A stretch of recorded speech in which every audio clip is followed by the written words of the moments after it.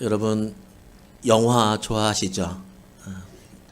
드라마도 좋아하시고 소설도 좋아하시고 요즘 드라마 뭐가 인기가 있어요? 안 보세요? 성경만 보세요? 드라마 예전에는 다 인기 있는 것들 막 하나씩은 있는데 요즘 좀 덜한 것 같긴 하죠. 그래서 그런데 참 드라마나 영화 또 소설 등이 많은 사람들에게 읽혀지고 또 관심을 끄는 게 있는데 드라마나 영화 소설 처음도 중요하고 중간도 중요한데 여운이라고 하죠. 끝부분이 사람의 감정에 많이 남는 것 같습니다. 그래서 끝도 참 중요하죠. 여러분 드라마, 영화 이럴 때 끝부분을 두 개로 나눌 수 있습니다. 그렇죠? 행복하고 기쁘고 즐겁고 해피하게 끝나면 뭐라고 부릅니까? 해피엔딩이라고 불러요. 영화가 그리고 드라마가 주인공이 죽고 연인들은 헤어지고 그리고 또 많은 것들을 상실한 채로 회복하지 못하고 끝나고 슬프고 아프고 괴롭게 끝나는 것을 새드 엔딩, 슬픈 엔딩이라고 부릅니다. 여러분은 어떻습니까? 새드 엔딩이 좋습니까? 해피 엔딩이 좋습니까? 보통은 해피 엔딩이 좋다고 얘기를 해요. 근데 새드 엔딩을 좋아하는 사람도 있습니다. 우리 교회도 있습니다. 2명이나 있습니다. 심고현, 인치현. 새드 엔딩이 좋대요. 모르겠어요. 장난하려고 그랬는지 뭐라 그랬는지. 인치현은 다 죽고 그냥 새드 엔딩이 좋대요. 그리고 새드 엔딩이 좋을 수도 있고 해피 엔딩이 좋을 수도 있어요. 영화와 드라마, 소설이니까. 그러면 이렇게 한번 물어보겠습니다. 여러분은 여러분의 인생이 새드 엔딩이 되었으면 좋겠습니까? 해피 엔딩이 되었으면 좋겠습니까? 해피엔딩이 되면 좋겠죠. 여기서는 심고현, 인치현도 해피엔딩이라고 말을 했습니다. 자, 그럼 우리 자녀들의 인생은 어떻게 되었으면 좋겠습니까? 해피엔딩으로 끝났으면 좋겠습니까? 새드엔딩으로 끝났으면 좋겠습니까? 해피엔딩으로 끝나야죠. 아무리 중간에 무슨 일이 있더라도 그의 끝이 잘 끝나기를 원하는 것이 인지상정입니다. 여러분, 이것 한 가지는 기억하고 꼭 살아가시기를 바랍니다.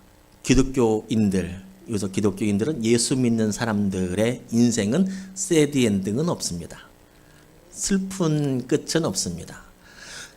모든 사람들의 끝은 슬픕니다. 왜입니까? 죽지 않습니까? 죽음은 슬픈 겁니다.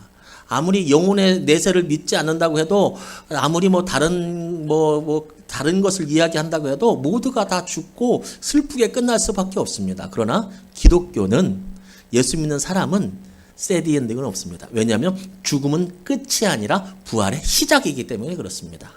기독교는 새드 엔딩이 없는 해피 엔딩을 가지고 있는데 왜 그러냐면 바로 부활이 있기 때문에 그렇습니다. 부활은 뭐냐면 다시 살아나는 것이 바로 부활입니다. 고초가 있고 갈등이 있고 어려움이 있어요. 그러나 결론은 부활입니다. 결론은 다시 살아나는 것입니다. 그래서 기독교는 부활의 종교라고 불립니다. 부활의 종교이니까 기독교에 없는 것이 하나 있습니다. 기독교에는 없어요. 무엇이 없습니까? 무덤이 없습니다. 무덤이 없어요. 누구의 무덤이 없습니까? 예수님의 무덤이 없습니다. 기독교는 다시 살아나는 종교이기 때문에 첫 부활의 열매이신 예수님의 무덤이 없습니다. 예수님을 제외한 4대 성인이라고 불리는 사람들이 있습니다. 공자, 석가모니, 소크라테스, 마호메트 이렇게 4대 성인들이 있는데 이 네 분 모두 무엇을 가지고 있냐면 무덤을 가지고 있습니다. 무덤을 가지고 있어요. 묻힌 곳이 있어요. 죽었다는 이야기예요.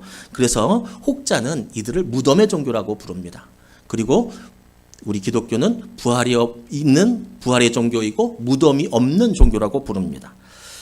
여러분 무덤이 있다. 이 4대 성인들 훌륭한 사람들도 무덤이 있다라고 하는 것은 무엇을 의미합니까? 그들은 결국 시인이 아니라 죽음을 이기지 못하는 인간이었다라고 하는 것을 반증하는 것입니다. 이에 반하여 기독교가는 무덤이 없다 말하면 또 정확히 말하면 무덤이 필요 없다라고 말하는 것은 바로 부활이 있기 때문에 그런데 이 부활의 핵심적 가치가 바로 우리의 삶의 끝인 줄로 알고 살아가는 사람은 새드 엔딩이 아니라 해피 엔딩으로 우리의 삶을 마감하고 또 새롭게 시작할 수 있다라고 하는 것이죠. 인도에 선다싱이라고 하는 유명한 성자라고 불리는 사람이 있습니다. 정말 대단한 전도자입니다. 이 선다싱이라고 하는 분은 인도의 시크 교도의 아들이었습니다. 그리고 이 시크 교도의 아들이었는데 예수를 믿게 되었습니다. 회심을 했습니다.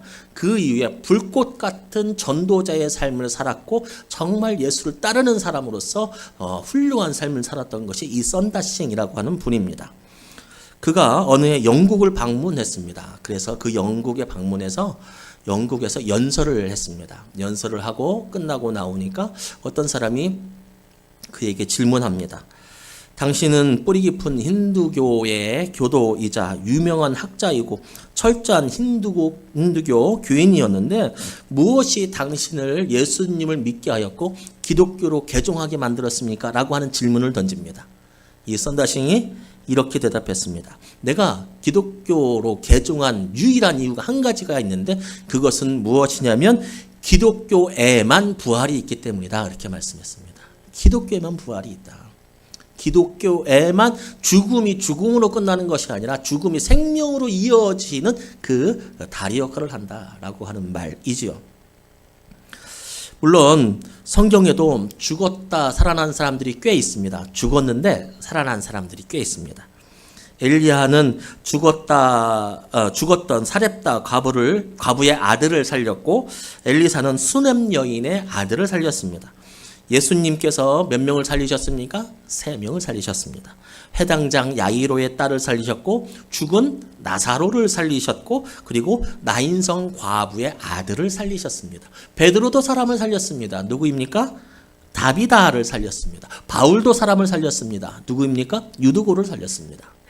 그런데 여러분, 죽었다 살아난 이 사람들이 다시 죽었을까요? 안 죽었을까요? 죽었다가 살아났으니까 신통력이 있어서 다시는 감기에 걸리지 않았을까요? 감기에도 걸리면서 살았을까요? 그러면 나사로는 또 죽음을 맞이했겠죠. 다비다도 마찬가지고 유두고도 떨어져서 죽었는데 살아났다가 다시 또 죽음을 맞이했을까요? 그런데 여기서 말하는 예수님이 말하는 부활, 여기서 말하는 부활은 단순히 죽었다가 살아나는 것을 의미하지 않습니다. 예수님의 부활은 이런 부활이 아닙니다. 예수님의 부활은 죽어도 다시 사는 것, 여기까지는 비슷할 수 있어요. 그런데 예수님의 부활은 뭐냐면 죽어서 다시 살아나서 다시는 죽지 아니하는 부활. 부활한 사람은 다시 죽지 아니하는 부활, 그 부활을 의미합니다. 예수님께서 요한복음 11장 25절에서 이렇게 말씀하십니다. 나는 부활이요 생명이니 나를 믿는 자는 죽어도 살겠고 무릇을 살아서 믿는 자는 영원히 죽지 아니하리라. 믿는 자는 죽었어도 살아나고 그 살아난 사람은 기존에 살아나는 사람들과는 다르게 영원히 죽지 않는다는 부활을 말씀하고 있습니다. 오늘 본문의 부활의 첫 증인들이라고 할 수 있는 3명의 여인들이 등장합니다. 막달라 마리아, 야고보의 어머니 마리아, 그리고 살로메라고 하는 여인들입니다. 특히 막달라 마리아는 9절에 잘 언급되어 있는데 전에 7 귀신을 들렸던 여인이었습니다. 그래서 그 여인을 예수님께서 고쳐 주었습니다. 그때부터 그 여인은 막달라 마리아는 예수님을 따라다니는 삶을 살았습니다. 성경 사전을 찾아보면 이 막달라 마리아의 소개 중에 첫머리에 그리스도의 여제자라고 부릅니다. 여제자 중에는 베드로 정도 되는 위치에 있는 막달라 마리아이죠. 예수님과 밀접한 관계에 있었던. 그리고 야고보의 어머니는 예수님의 12제자 중 하나인 알페오의 아들 야고보의 어머니입니다. 살로메는 세베다의 아들 야고보와 요한의 어머니입니다. 야고보가 2명이에요. 큰 야고보가 있고 작은 야고보가 있어요. 이곳에서 말하는 작은 야고보는 아마 뭐 여러 가지 추측이 있을 것입니다. 뭐 몸집이 작았든지 키가 작았든지 큰 야고보보다. 하여튼 야고보의 어머니 2명이 같이 있었던 것입니다. 이 여인들이 향품을 바르기 위해서 예수님을 찾아갑니다. 예수님께서는 제자들과 오늘 본문에는 등장하는 이 여인들에게 예수님 제자들에게 끊임없이 예수님과 함께한 사람들에게 말했던 것이 있습니다. 그것이 무엇이냐면 내가 죽음을 당하리라 그러나 내가 3일 만에 살아나리라. 이 말씀을 끊임없이 많이 했습니다. 예수님께서 베드로의 신앙 고백 이후에 하셨던 말씀이 마가복음 8장 31절입니다. 거기에서 뭐라고 말씀하시냐면 인자가 많은 고난을 당하고 장로들과 대제사장들과 서기관들에게 버림받아 죽임을 당하고 사흘 만에 살아날 것이다 라고 말씀하고 있습니다. 그렇게 말씀하고 계십니다. 그리고 마가복음 9장에도 귀신 들린 아이를 고치십니다. 그리고 갈릴리 가운데로 제자들과 함께 걸어가실 때도 부활을 말씀하셨고 12 제자들과 예루살렘에 올라가시는 길 중에서도 마가복음 10장 33절 34절에서도 나는 부활할 것이다 라고 말씀해 주셨습니다. 그런데 이렇게 끊임없이 말씀하신 것도 우리의 주목을 끌고 있는데 또 한 가지 주목을 끄는 것은 무엇이냐면 예수님은 끊임없이 부활을 말하고 3일 만에 부활한다는 것을 끊임없이 말하지만 제자들과 사람들은 끊임없이 그것을 믿지 않습니다. 그러니까 이 정도 되면 이 정도 중요한 것이고 계속적으로 말하면 예수님의 가르침을 받아들고 믿어야 되는 것이 보통의 반응일 겁니다. 왜입니까? 예수님은 무리를 걸으셨거든요. 죽은 자를 살리시는 걸 봤거든요. 예수님이 놀라운 기적들을 받고 예수님의 삶을 같이 했던 것이 제자들인데 끊임없이 그가 가르쳐 주셨던 예수께서 가르쳐 주셨던 그것을 끊임없이 믿지 않습니다. 고지곳대로 듣는 사람이 한 명이 없었습니다. 무엇 한다는 것을요? 부활한다는 것을. 한 명이 믿질 않았어요. 아무리 예수님께 모든 것을 드리고 다 드리고 따랐던 제자들이라도 예수님의 말씀 한 명을 믿지 않았습니다. 부활의 능력을 믿은 사람이 없습니다. 기억하는 사람도 없습니다. 부활을 준비했던 사람은 더 없죠. 왜냐하면 믿지를 않았으니까. 예수님의 부활을 준비했고 시나리오를 짠 사람이 없어요. 그러니까 다 도망가는 거예요. 다 자기 고향으로 가고. 여기서 조금 위로를 받기도 합니다. 예수님 말도 안 듣는데 사람들이 우리 아이들 가르치잖아요. 우리 아이들이 우리 말 듣잖아요. 그거 감사해야 돼요. 예수님 말도 안 믿는다니까요. 예수님 말도. 그러니까 우리 말을 안 믿는 것도 어떻게 보면 자연스러운 거예요. 목회적으로 얼마나 힘이 되는 줄 아십니까? 목회적으로. 제가 능력이 없어서 막 이렇게 잘 가르치지 못하는 건 아닐까. 우리 성도님들이 영혼을 그래도 제가 책임지고 앞에서는 리더로서 잘 되고 잘 가르쳐야 되는데 사람들이 이렇게 뭐 영혼의 변화가 없는 거 보면 나타났을 해보고도 하고 막 그러거든요. 그런데 예수님도 안 됐는데 뭐니. 예수님도 12명 중에 한 명은 실패했는데. 그만큼 사람들은 예수님의 이 부활에 3일 만에 부활한다는 이 말씀을 받아들이지 않았습니다. 오늘 이 세 여인도 마찬가지입니다. 이 세 여인이 예수님의 무덤으로 찾아갔어요. 그런데 그 찾아간 이유가 무엇입니까? 내가 다시 살아나리라 말씀하신 예수님을 부활을 맞이하러 찾아간 것이 아니라 예수님께서 돌아가셨기 때문에 예수님의 몸에 향품을 바르기 위해서 찾아갔습니다. 찾아가면서 걱정합니다. 우리를 위해서 누가 돌문을 굴려줄까? 부활하신 예수님을 찾는 것이 아니라 십자가에 죽으신 예수님을 찾고 있습니다. 그래도 의리 있죠. 그래도 의리 있어요. 남자들은 왔어요, 안 왔어요? 안 왔어요. 여자들은 왔어요. 남자가 의리가 좋아요, 여자가 의리가 좋아요. 사람마다 다르고. 오늘 성경에는 누가 의리가 더 좋아요? 여자 무시하지 마시라고요. 남자가 의리가 아니라 여자가 의리가 좋아요. 보니까 이 여인들이 십자가에 죽으신 예수님, 부활하신 예수님이 아니라 십자가에 죽으신 예수님 찾아왔는데 이미 그곳에 도착하니까 큰 돌은 없어지고 흰 옷 입은 천사가 말하기를, 잘 들으세요. 뭐라고 했냐면 청년이 이르되 놀라지 말라. 너희가 십자가에 못 박히신 나사렛 예수를 찾는구나. 그가 살아나셨고 여기에 계시지 아니하니 보라 그를 두었던 곳이니라. 이제 빈 무덤을 이야기하는 거죠. 그래서 기독교는 무덤이 없는 종교다라고 말씀하십니다. 여기서 청년이라고 나오는데 누가복음에서는 뭐라고 나오냐면 천사라고 나옵니다. 천사로 표현됩니다. 아름다운 옷을 입은. 지금 이 세 여인이 찾는 예수님은 어떤 예수님입니까? 너희를 십자가에 못 박힌 나사렛 예수를 찾는구나. 십자가에서 죽은 예수를 찾는구나 라고 말씀하고 있습니다. 그러나 흰 옷 입은 천사가 말씀하는 예수님은 누구냐면 바로 죽은 예수님이 아니라 살아난 예수님을 말씀하고 있습니다. 여기에 계시지 아니하나니 무덤이 없는 예수님을 말씀하고 있습니다. 그런데 그럼에도 불구하고 또 아무도 믿지 않습니다. 그럼 예수님의 여인들, 의리 있는 예수님의 여인들은 여기에 달려왔는데 다른 사람들, 나머지 제자들은 어디에 있었고 무엇을 하고 있었을까요? 바로 10절 중반에 보면 슬퍼하고 울고 있었다라고 표현합니다. 왜 슬퍼하고 울고 있어요? 예수님이 십자가에서 죽으셨으니까요. 이것이 예수님을 따르는, 그리고 하나님을 믿는 우리의 모습일 수도 있겠다 싶습니다. 이게 무슨 말이냐면 예수님은 이미 살아나셨어요. 그리고 살아날 거라고 늘 가르쳤어요.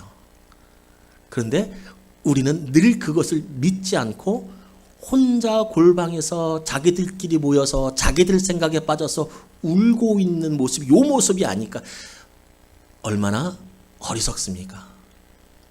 이런 식으로 우리의 인생을 낭비하고 있지는 않은가라고 하는 거예요. 하나님은 이미 우리에게 모든 것들, 많은 것들을 약속해 주시고 우리를 인도해 주시고 우리의 앞날을 하나님께서 먼저 가셔서 그것을 책임져 주시는데 우리는 그 앞날과 현실에 있어서 그것을 보지 못하고 안 믿고 울고 있는 거예요. 안 믿고 울고 있는 거예요. 안 믿고 울고 있는 거예요. 실제적으로 그 일이 생겼기 때문에 울고 있는 게 아니라 그 일과는 관계없이 그냥 내 생각 때문에 내가 우는 거예요. 부활이 그렇죠. 하나님 우리를 도우십니다, 여러분. 그거 안 믿고 울고 있으면 얼마나 억울한 인생 되겠냐고요. 예수님은 부활하셨어요. 근데 그거하고는 상관없이 사람은 울 수 있다, 없다? 울 수 있다. 하나님은 우리를 이끌어 가세요. 그렇죠? 우리를 도우세요. 그래요. 하나님 우리와 함께 하세요. 하나님 우리를 포기할 마음이 없어요. 그런데도 울고 있는 사람이 있을 수 있다, 없다? 그러한 그리스도인들이 있을 수 있다, 없다? 있다. 여러분, 울면서 신앙생활 하시렵니까? 포기하시면서 신앙생활 하시렵니까? 아니면 산소망을 붙잡고 부활의 생명의 기운을 가지고 신앙생활 하시렵니까? 두 개 다 신앙생활일 수 있어요. 두 개 다. 근데 맨날 근심하고 걱정하고, 걱정할 거리로 걱정을 하면 좋고 걱정할 거리로 눈물 흘리면 그건 인정하겠다고요. 근데 걱정할 거리가 지금 이에요, 아니에요? 예수님 뭐였어요? 지금 살아나셨어요. 근데 울어요. 내 모습 있진 않을까? 여러분, 똑똑하게 살아갑시다. 지혜롭게 살아갑시다. 지혜롭고 똑똑하게. 그리고 막달라 마리아가 십자가에서 죽으신 예수님 때문에 울고 있는 그 사람들에게 부활하신 예수님을 내가 봤다라고 이야기했습니다. 그런데 제자들의 반응이 어떻습니까? 그들은 예수께서 살아나셨다는 것과 마리아에게 보이셨다는 것을 듣고도 믿지 아니한다라고. 듣고도 믿지 아니한다. 이어서 12절 13절 내용을 보면 두 제자가 시골로 갈 때 변화된 예수님을 만나게 됩니다. 그리고 이 두 제자가 가서 남은 제자들에게 알렸으나 역시 뭐였냐면 믿지 아니하였다라고 이야기합니다. 오늘 본문에서 강조하는 것이 무엇입니까? 예수가 살아났다고 하셨다는 것을 예수님한테도 듣고 제자들한테도 듣고 다른 사람들에게 보았다는 사람들한테도 들어도 듣고도 뭐하지 않는다? 믿지 않는다라고 하는 것이 오늘의 본문의 핵심입니다. 부활을 믿지 않는 사람들은 있다는 겁니다. 한 사람이 아닌 두 사람이, 그것도 같이 지냈던 제자들, 그 제자들이 같이 지냈던 얘기는 그들과 같이 친분이 있다는 얘기인데 그 사람들의 말도 믿지 않아요. 예수님도 말도 안 믿었는데 뭐 그 사람들 말 버리는 거야? 뭐 일도 아니겠죠. 그죠? 이 장면을 누가복음 24장 11절은 더 강하게 묘사합니다. 사도들은 그들의 말이 허탄한 듯이 들려 믿지 아니하였다. 허탄한 것. 허탄하게 들렸다라고 하는 뜻이 무엇입니까? 헬라어인데 쓸데없는 소리, 신빙성 없는 소리, 헛소리라고 드는 거예요. 예수님 부활했어요. 내가 만났으니까 헛소리 하지 마라고 하는 거예요. 이 말은 곧 누구의 말도 헛소리라는 거예요? 예수님 말도 헛소리라는 거예요. 예수님 말도 헛소리라는 거예요.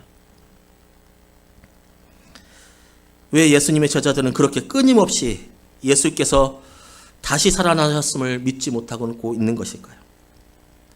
마가복음 16장 12절 13절 내용이 누가복음에도 소개되고 있는데, 엠마오 도상에서 예수님을 만났던 두 제자가 처음부터 예수님을 알지 못했던 이유에 대해서, 그러니까 오늘은 짧게 나오는데, 이 사람들이 예수님이 죽었다는 것을 알고 고향으로 돌아가고 있는 길에 예수님을 만난 거예요. 근데 처음에 딱 예수님 보자마자 아, 예수님이다! 라고 알아보지 못했어요. 그런데 왜 알아보지 못했느냐? 그러니까 이 얘기는 왜 사람들이 부활을 믿지를 못하느냐, 제자들처럼. 자기에게와 친했던 사람들, 믿을 만한 사람들이 봤다고 얘기하는데 헛소리 하지 말라고 왜 믿지를 못하느냐라고 하는 그 이유를 설명하고 있는데, 뭐라고 설명하냐면 눈이 가리워져서 못 믿었다라고 얘기해요. 부활한 것을, 부활하신 예수님을 보는데도 눈이 가리워져서 못 본다는 거예요. 그렇게 표현해요. 그러면 여기에서 눈이 가리워졌다라고 하는 것은 어떤 의미를 담고 있을까? 유진 피터슨이 쓴 책 일상 부활을 살다라고 하는 이 책에서 이 눈이 가리워졌다라고 하는 것을 분석하며 해설을 했는데, 이렇게 말씀합니다. 우리의 세계관으로 말씀을 가렸다. 나의 세계관으로 말씀을 받아들이지 않았다. 여러분, 나의 세계관, 우리의 세계관이 무엇입니까? 우리의 세계관은 나의 세계관은 똑같습니다. 제자들이나 우리나 똑같고 그때 당시나 지금이나 똑같습니다. 여러분, 우리의 세계관은 죽은 사람이 다시 살 수 있습니까? 없습니까? 다 썩었어요. 근데 그냥 죽은 것도 아니에요. 물과 피를 다 쏟았잖아요, 이미. 그냥 어떻게 뭐 하다가 코마 상태에 있다가 이렇게 뭐 하다 번쩍 살아나, 이런 게 아니라 살아나도 죽을 만큼 뭔 얘기인지 알겠어요? 살아나도, 기적적으로 살아나도 죽을 만큼 다 쏟고 죽었다고요. 이게 안 되는 거예요. 이게 우리의 세계관인 거예요. 우리 인간의 세계관인 거예요. 그래서 부활을 받아들이지 못하는 거예요. 이건 누구도 못해. 이건 하나님도 못해. 이건 하나님도 못해. 예수님 그렇게 말씀하셨어도 이건 예수님도 못해. 어떻게 그렇게 죽었는데 또 살아나? 그러면 또 죽겠지. 뭐 이렇게 되는 거예요. 여기서 우리가 알아야 할 교훈이 있습니다. 세상이 가져다주는 세계관, 나의 세계관으로는 예수님의 부활을 믿을 수 없다. 내 세계관을 포기하고 눈에 보이는 세계관을 포기하고 하늘의 시각으로 세상을 바라볼 때 부활을 받아들일 수 있다라고 하는 거예요. 세상이 가져주는 세계관도 필요합니다. 그렇지만 주님 나라를 바라보는 세계관이 없으면 다 빵점입니다. 하늘의 것으로 세상을 바라보는 세계관이 없으면 세상에서 아무리 지혜로워도 새드 엔딩이에요, 해피 엔딩이에요, 새드 엔딩이에요. 새드 엔딩이에요. 그런데 하늘을 바라보는 세계관이 있잖아요. 그럼 해피 엔딩이에요. 신학자 칼 바르트는, 천재 신학자라고 불리는 칼 바르트라고 하는 사람은 부활이 복음의 본질이라고 말하면서 이렇게 말씀했습니다. 여러분 좋아하실 말씀일 수도 있어요. 뭐라고 얘기했냐면, 부활절과 성탄절의 설교는 짧으면 짧을수록 좋다. 할렐루야. 요 구절에 제일 은혜 받지 않습니까, 여러분? 부활절과 성탄절의 설교는 짧으면 짧을수록 좋다. 왜? 사실이기 때문에. 그러니까 이 사실을 그냥 예수님 부활하시면 이거 해도 그냥 사실이라는 거예요. 뭐 증거를 이게 필요가 없다는 거예요. 사실이기 때문에, 역사적 사실이기 때문에 그렇다고 말합니다. 그렇습니다. 부활은 역사적 사실입니다. 내가 내려놓고 하나님이면 하시지라고 하는 거. 근데 그것을 받아들이지 못하고 예수님은 살아계셨는데 나는 혼자 슬피 울면서 신앙생활하는 거는, 그거는 저도 마음 아플 것 같아. 그런 성도들을 보면 목회자의 마음은 어떨까요? 아니, 목회자 저뿐만 아니라 여러분들의 주변에서 그렇게 신앙생활하면 여러분도 마음 아플 거 아니에요. 겪어보면 안다. 김홍신. 굶어보면 안다. 밥이 하늘인 걸. 목마름에 지쳐보면 안다. 물이 생명인 걸. 코 막혀보면 안다. 숨 쉬는 것만으로도 행복한 걸. 일이 없어 놀아보면 안다. 일터가 낙원인 걸. 아파 보면 안다. 건강이 엄청 큰 재산이었다는 걸. 이별하면 안다. 그 사람이 천사였다는 걸. 지나보면 안다. 고통이 추억이었다고 하는 걸. 불행해지면 안다. 아주 적은 게 행복이었다는 것을. 죽음이 닥치면 안다. 내가 세상의 주인이었다는 것을. 이 글이 무슨 말을 의미합니까? 굶어보라는 겁니까? 코 막혀보라는 겁니까? 막히기 전에 알라는 겁니다. 막히기 전에 알라는 거예요. 굶기 전에 밥이 하늘이라고 하는 것을 알라는 거예요. 죽어보라는 것입니까? 아니요. 죽음이 있으니까 너의 삶을 너의 주인으로 주체적으로 살아가라라고 하는 말씀이죠. 죽기 전에 내가 소중한 존재라고 하는 것을 알아야 한다는 겁니다. 여러분, 죽음이 닥치면 안다. 내가 세상의 주인인 걸. 이 글을 바꿉니다. 바꿔보겠습니다. 죽음이 닥쳐보면 안다. 부활과 하나님 나라가 있다는 것을. 죽기 전에 부활을 믿으시기 바랍니다. 죽은 후에는 때는 늦습니다. 이 땅에서는 언제든지 가능한 것, 여러분, 죽은 후에는 가능하지 않습니다.